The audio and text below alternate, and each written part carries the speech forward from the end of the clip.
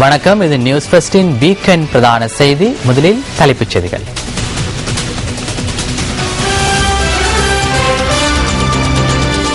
இந்த வருடம் ஆகஸ்ட் மாதம் சுற்றுலாத்துறை மூலம் கிடைத்த வருமானம் 34.7% அதிகரிப்பு.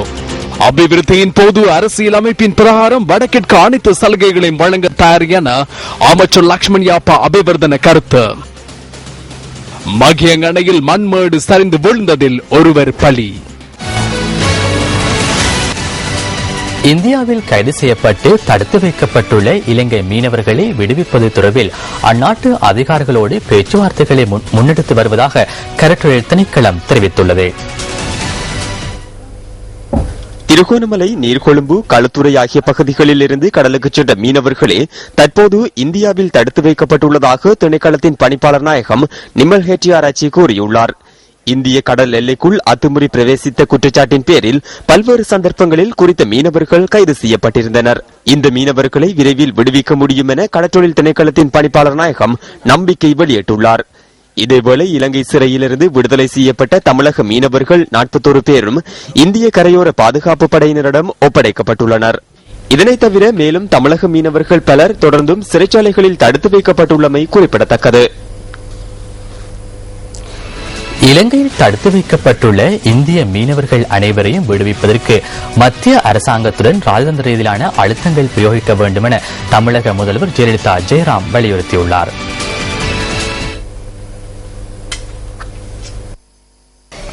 இந்திய பிரதமர் கலாநிதி மன்மோகன் சிங்கிற்கு நேற்று அனுப்பி வைத்துள்ள கடிதத்தில் தமிழக முதல்வர் இந்த விடயத்தினை குறிப்பிட்டுள்ளார். இந்திய அரசாங்கம் ஏழ்மையான பாதுகாப்பற்ற மீனவர்களின் நலன்களை கவனத்திற்கொள்ளாது அவர்களை கைவிட்டுள்ளதாகவும் அந்த கடிதத்தில் சுட்டிக்காட்டப்பட்டுள்ளது. எதிர்வரும் காலங்களில் இவ்வாறான சம்பவங்கள் இடம்பெறுவதனை தடுப்பதற்கு இந்திய மத்திய அரசாங்கம் நடவடிக்கை எடுக்க வேண்டும் எனவும் தமிழக முதல்வர் தெரிவித்துள்ளார். இலங்கையில் இதுவரையில் 136 இந்திய மீனவர்கள் தடுத்து வைக்கப்பட்டுள்ளதாகவும் அவர்களுக்கு சொந்தமான 29 படகுகள் இலங்கையின் பொறுப்பில் உள்ளதாகவும் ஜெயலலிதா ஜெயராம் குறிப்பிட்டுள்ளதாக த ஹிந்து செய்தி வெளியிட்டுள்ளது. பாதுகாப்பற்ற செயற்பாடுகளினால் உயிர்கள் பலி போகின்றன. அவ்வாறான துன்பகரமான நிகழ்வொன்று மகியங்கனையில் இடம்பெற்றுள்ளது. மகியங்கனை 49ஆம் கட்டை செனவிகம வீதியில் மகாவலி பாலத்தின் நிர்மாண பணிகள் இன்று காலை ஆரம்பிக்கப்பட்டது. KD ரணசிங்க உள்ளிட்ட குழுவினர் அந்த இடத்தில் மண்ணை அகழ்ந்து கான்கிரீட் மதில் அமைப்பதற்கு தேவையான நடவடிக்கையில் ஈடுபட்டிருந்ததாக எமது பிராந்திய செய்தியாளர் கூறினார். பின்னர் அங்கு மண்மேடு ஒன்று ரணசிங்க என்பவரின் மீது வீழ்ந்துள்ளது.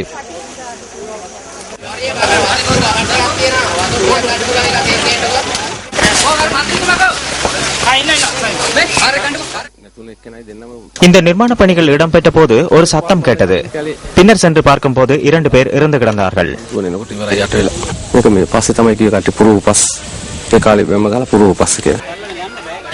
இந்த அனர்த்தத்தில் உயிரிழந்த 41 வயதான KD ரணசிங்க 2 பிள்ளைகளின் தந்தையாவார். இதன்போது காயமடைந்த மற்றொரு நபர் மகியங்கனை ஆதார வைத்தியசாலையில் அனுமதிக்கப்பட்டுள்ளதோடு உயிரிழந்த ரணசிங்கவின் பூதவுடல் அதே வைத்தியசாலையில் வைக்கப்பட்டுள்ளது. சிந்தனையை தூண்டும் அறிஞர் வாக்கு அடுத்து.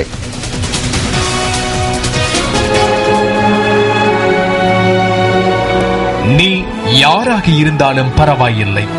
நீ எண்ணுவது விண்மீனாக இருந்தாலும் உன் உழைப்பால் நீ எண்ணியது உன்னை வந்து சேரும். நீ நீயாக இரு. கலாநிதி அப்துல் கலாம், இந்திய முன்னாள் ஜனாதிபதி. உங்கள் மனம் கவர்ந்த பொன்மொழிகளை நியூஸ் ஃபர்ஸ்ட் சக்தி அறிஞர் வாக்கு பகுதிக்கு அனுப்பி வையுங்கள். மின்னஞ்சல் முகவரி newsfirst@maharaja.lk.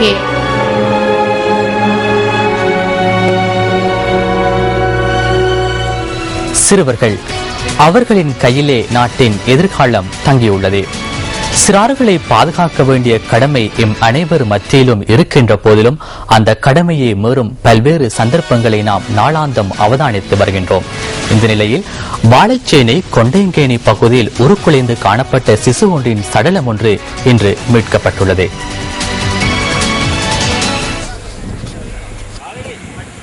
வாழைச்சேனை கொண்டையன்கேணி முருகன் கோவில் வீதியில் இன்று அதிகாலை 6 மணியளவில் இந்த சிசுவின் சடலம் மீட்கப்பட்டுள்ளதாக எமது பிராந்திய செய்தியாளர் தெரிவித்தார். கால்நடைகளினால் சிதைக்கப்பட்டிருந்த நிலையில் காணப்பட்ட சிசுவின் சடலத்தை அவதானித்த அயலவர்கள் வாழைச்சேனை போலீசாருக்கு தகவல் வழங்கியுள்ளனர். இன்று முற்பகல் சம்பவ இடத்தில் வாழைச்சேனை பதில் நீதிவான் விசாரணைகளை மேற்கொண்டிருந்தார். சிசுவின் சடலம் மட்டக்களப்பு போதனா வைத்தியசாலைக்கு கொண்டு செல்லப்பட்டுள்ளதாக எமது செய்தியாளர் தெரிவித்தார். இந்த சம்பவம் குறித்து இதுவரை எந்த ஒரு சந்தேக நபரும் கைது செய்யப்படாத நிலையில் சந்தேக நபர்களை கைது செய்வதற்கான விசாரணைகளை போலீசார் ஆரம்பித்துள்ளனர். இதேவேளை பதுளை ஹாலியல பகுதியில் உள்ள குழியொன்றில் இருந்து சிசு ஒன்றின் சடலம் இன்று மீட்கப்பட்டுள்ளது. இந்த சம்பவம் தொடர்பிலான காட்சிகளை நியூஸ் ஃபர்ஸ்டின் யூ ரிப்போர்ட்டரான சந்தன குறுப்பு ஆராய்ச்சி பதிவு செய்திருந்தார். ஆலியல குயின்ஸ்டவுன் தோட்டத்தைச் சேர்ந்த தாயொருவர் இந்த சிசுவை குழிக்குள் புதைத்துள்ளதாக முதற்கட்ட விசாரணைகளில் தெரிய வந்துள்ளது. பிறந்த உடனேயே சிசுவை குழியொன்றினுள் புதைத்துள்ளதாக சந்தேகிக்கப்படும் குறித்த தாயை போலீசார் கைது செய்துள்ளனர்.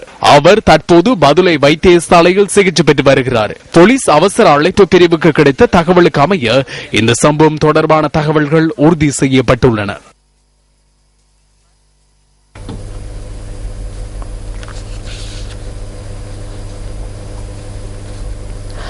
மக்களின் அன்றாட வாழ்க்கைக்கு தேவையான அடிப்படை வசதிகளை செய்து கொடுக்க வேண்டியது அதிகாரிகளின் கடமையாகும்.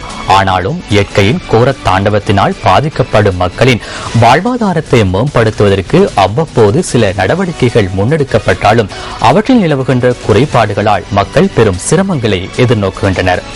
அம்பாறை மாவட்டம் பெரிய நீலாவணை சுனாமி வீட்டு தொகுதி குடியிருப்பாளர்கள் குடிநீர் மற்றும் சுகாதார வசதிகளின்றி பல்வேறு பிரச்சினைகளை எதிர்கொண்டு வருகின்றனர்.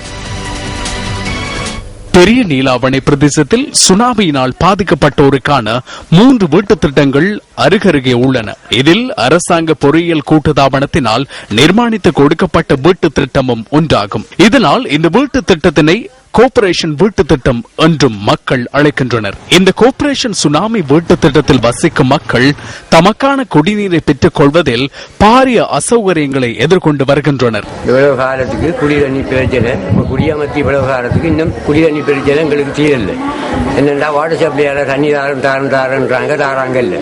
மற்றது என்னென்னா வாராங்க இவ்வளவு பேர் வந்து போறாங்க வழி சொல்லியும் அவங்க அதுல இது செவி மடுக்கல.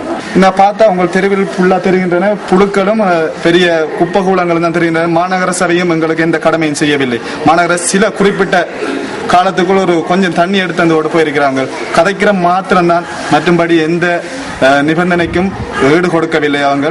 இதேவேளை இந்த வீட்டு திட்டத்தில் உள்ள மலசல கூடங்கள் உரிய முறையில் பராமரிக்கப்படாமையினால் மக்கள் பல்வேறு சுகாதார பிரச்சனைகளை எதிர்கொள்வதாக தெரிவிக்கின்றனர்.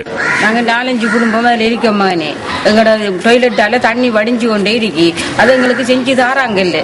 நாங்கள் எத்தனையோ முறை சொல்லியிருக்கோம். மேல்மாடியில் நாங்கள் இருக்கிற அதில் டொய்லெட் பிட்டு அந்த குழாயால தண்ணி வடிஞ்சு லீக் ஆகுது. இந்த சுனாமி வீட்டு திட்டத்தில் சுமார் 300 வீடுகள் உள்ளன. இந்த வீட்டு திட்டத்தில் வசிப்போர் கடந்த காலங்களில் கிணறொன்றிலிருந்து நீரை பெற்று வந்த போதும் அந்த கிணற்றில் போதுமான அளவு நீர் கிடைக்காமை காரணமாக தற்போது அந்த கிணறு கைவிடப்பட்டு பாழடைந்த நிலையில் காணப்படுகிறது. இதனை அடுத்து இங்குள்ள குடியிருப்பாளர்கள் தமது வசதிக்கேற்ப தனியாகவும் பலர் இணைந்தும் குழாய் கிணறுகளை நிர்மாணித்து அதிலிருந்து நீரை பெற்று வருகின்றனர்.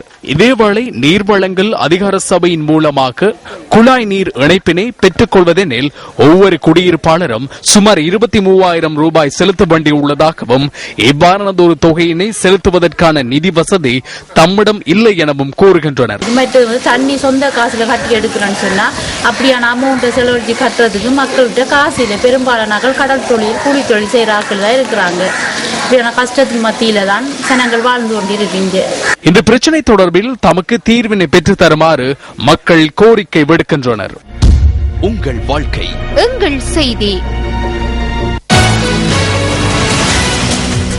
வடமாகாண சபை தேர்தலில் வெற்றி பெற்றுள்ள தமிழ் தேசிய கூட்டமைப்பு தமது கட்சியின் 2 போனஸ் ஆசனங்களையும் பெயரிட்டுள்ளது. யாழ்ப்பாணத்தில் இன்று நடைபெற்ற கட்சி கூட்டத்தில் இந்த தீர்மானம் எட்டப்பட்டுள்ளது. இதற்கமைய மன்னார் மாவட்டத்தில் போட்டியிட்டு தோல்வியடைந்த அய்யூப் அஸ்மிக்கு ஒரு ஆசனமும், முல்லைத்தீவு மாவட்டத்தில் போட்டியிட்டு தோல்வியடைந்த மேரி கமலா குணசீலனுக்கு 2வது ஆசனமும் வழங்கப்பட்டுள்ளது. இது தொடர்பிலான மேலதிக தகவல்களை தமிழ் தேசிய கூட்டமைப்பின் பாராளுமன்ற உறுப்பினரும் ஊடக பேச்சாளருமான சுரேஷ் பிரேமச்சந்திரன் நியூஸ் ஃபர்ஸ்டுக்கு வழங்கினார்.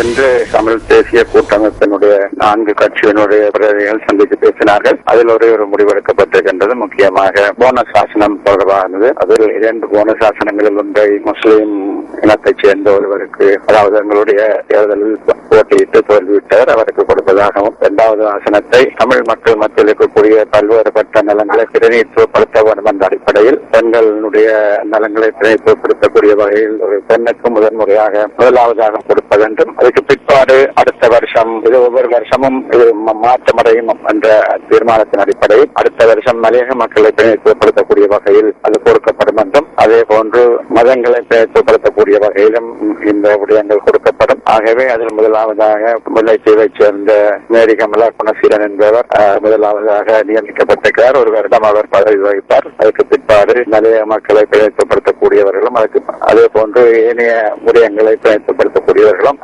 உள்ளடக்கப்படுவார்.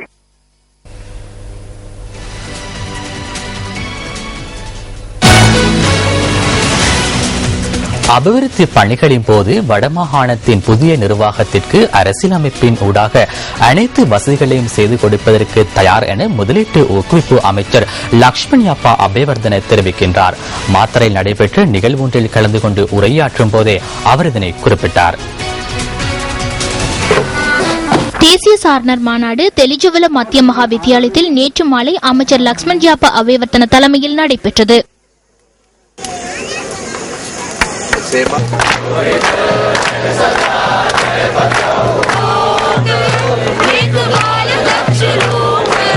අද උතුරේ ආණ්ඩුවට இன்று வடக்கில் அரசாங்கத்துடன் தொடர்புபடாத மற்றொரு குழுவிற்கு வடக்கில் ஜனநாயக ரீதியில் நிர்வாக உரிமையை வழங்க நாம் நடவடிக்கை எடுத்துள்ளோம். இதற்கு முன்னர் இவ்வாறு இருக்கவில்லை.